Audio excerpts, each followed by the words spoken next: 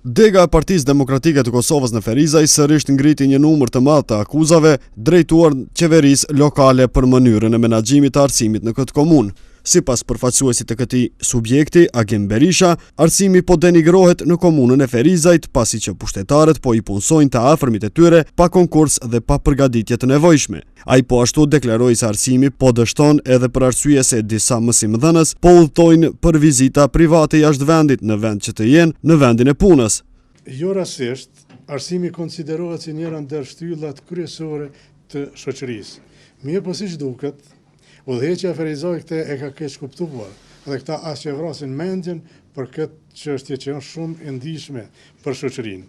Por këta mendojnë se si ti punsojnë militantët e partive dhe akraballëkun e vet, pa kritere, pa profesionalizëm. Këtu nuk përfillen ligjet e arsimit para universitar. Këtu nuk përfillen udhëzimet administrative të mashtit, çka do thotë se këta punojnë në mënyrë të egër.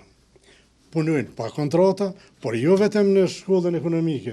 Në secilin kolektiv kemi punëtorë që punojnë pa kontrata pune. Berisha ngriti edhe çështjen e mësimdhënësve të gjuhës angleze që u larguan nga puna para ca ditësh e që ishin punësuar gjatë periudhës kur PDK-ja ishte në pushtet.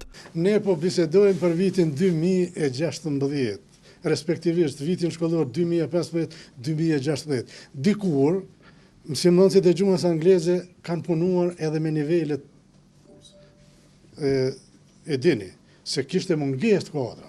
Por sot, derisa një udhëzim administrativ vije nga mashti, vije për kupoles atje, dhe këta nuk e zbatojnë, kjo është gjendje anarkie.